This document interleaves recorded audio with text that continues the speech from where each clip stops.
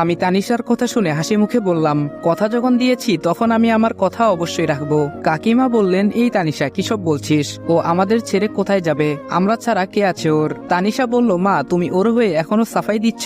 বুঝতে পারছো না কেন ওকে আমাদের বাড়ি ছাড়তে বলছি? কাকিমা বলল, কেন? তানিশা বলল, কারণ আজকাল ওকে দেখে আমার কেমন জানি ভয় হয়। যদি আমার দিকেই কোন নজরে তাকায় তখন। তাছাড়া ও তো আর আমাদের রক্তের কেউ না। আর সবচেয়ে বড় কথা হচ্ছে ও তো একটা চরিত্রহীন ব্যক্তিরা পশুর সমান হয়, তারা কাউকে ছেড়ে কথা বলে না। আমিও তো মাঝে মধ্যে বাসায় একাই থাকি, সেটার সুযোগ যদি ও নিয়ে ফেলে তখন আমার কি হবে?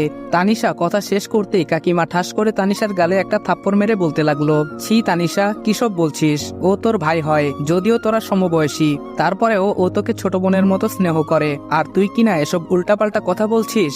তানিশা বলল, হ্যাঁ আমি ঠিকই বলছি। ও যদি আমাদের বাসায় থাকে তাহলে আমি নানুর বাসায় চলে যাব, এটাই ফাইনাল কথা। তানিশার কথা শুনে বুকের বাঁ পাশে কেউ যেন ধারালো ছুরি দিয়ে অবিরাম আঘাত করেই চলেছে, এমন অনুভব হতে লাগলো।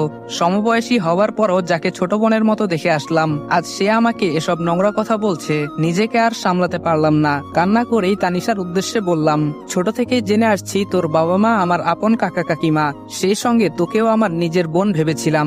একটা দুর্ঘটনার কারণে নিজের আসল পরিচয়টা বুঝতে পারলাম, কিন্তু তুই আজ যে কথাগুলো বললি, একথা বলার আগে যদি এক গ্লাস পানির সঙ্গে বিষ মিশিয়ে এনে বলতি তাহলে আমি নিঃসন্দেহে সেটা খেয়ে ফেলতাম, সেটাতে আমার বিন্দু মাত্র কষ্ট হতো না। কিন্তু আজ যেটা বললি সেটা আমি কোনোদিন ভুলবো না। আর হ্যাঁ, যদি কোনো কালে কোনো জায়গায় দেখা হয় তবে আমার সঙ্গে কথা বলতে আসিস না। 2টা দিন সময় দে, কলেজ থেকে টিসি নিয়ে একেবারে চলে যাব। এই বলে খাবার খাওয়া বাদ দিয়ে রুমে চলে আসলাম। আর ভাবতে লাগলাম, না এভাবে আর থাকা আমার পক্ষে সম্ভব না। তাছাড়া তানিশার বাবা মা আমাকে যতটুকু আদর যত্নে বড় করেছে এতেই অনেক, তাদের ঋণ আমি কোনোদিন শোধ করতে পারবো না। আমি বরং অন্য কোথাও চলে যাব, এই শহর ছেড়ে অন্য কোনো শহরে চলে যাব। তার আগে স্যারের কাছে রিকোয়েস্ট করে যেভাবেই হোক টিসিটা আমাকে নিতেই হবে। পরের দিন কলেজে গিয়ে লক্ষ্য করলাম 2টা বাস কলেজের মাঠে, কিছুই বুঝতে পারলাম না। তারপর ক্লাসে বসতেই লক্ষ্য করলাম তানিশা আর রিদিতা অনেক হাসাহাসি করছে, কিন্তু আমাকে দেখেই তারা চুপ হয়ে গেল। একটু পরেই ক্লাসে স্যার এসে বলতে লাগলো, তোমাদের জন্য কিন্তু একটা সারপ্রাইজ আছে। সকল ছাত্রছাত্রী একসঙ্গে বলে উঠলো, কি সারপ্রাইজ স্যার? স্যার বললেন, সারপ্রাইজ হচ্ছে কাল তোমরা কলেজ থেকে শিক্ষা সফরে যাচ্ছ, তাও আবার একদম ফ্রিতে।